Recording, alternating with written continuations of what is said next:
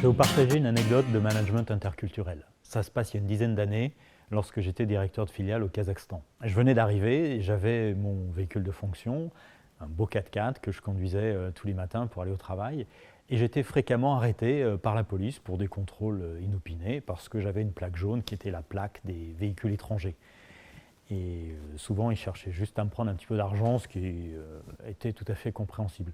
Une fois, quand même, l'histoire a duré un peu plus longtemps et j'ai été arrêté une demi-heure sur le bord de la route.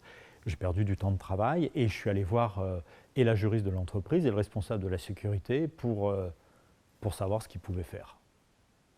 Et la juriste, elle dit, écoutez, si ça dure trop longtemps, appelez-moi et puis je leur parlerai au téléphone. Et à ce moment-là, le directeur de la sécurité, qui était un monsieur un peu sérieux comme ça, il se retourne vers la responsable juridique et il dit non, non, non, je vous arrête, Irina. Et il lui dit en russe, avec un statut de directeur général, il n'est pas normal que monsieur Praget conduise. Alors au début, j'étais un petit peu surpris. Qu'est-ce que ça vient faire là? Moi, j'ai une belle voiture, j'aime bien la conduire.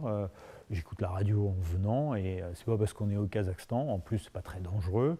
À l'heure à laquelle j'arrive le matin au travail, il n'y a pas grand monde sur la route. Alors qu'est-ce qu'on peut faire de cette histoire? Et en quoi elle nous renseigne sur le management interculturel? Est-ce qu'on peut la mettre dans la boîte Hofstede?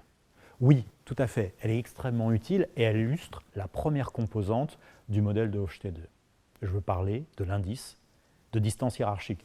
Juste pour la forme, parce que je pense qu'à ce stade, vous le connaissez, l'indice de distance hiérarchique, c'est le degré d'acceptation des inégalités par les gens en bas de la hiérarchie sociale. Donc c'est la façon dont les plus pauvres ou les ouvriers dans une entreprise acceptent les privilèges du patron.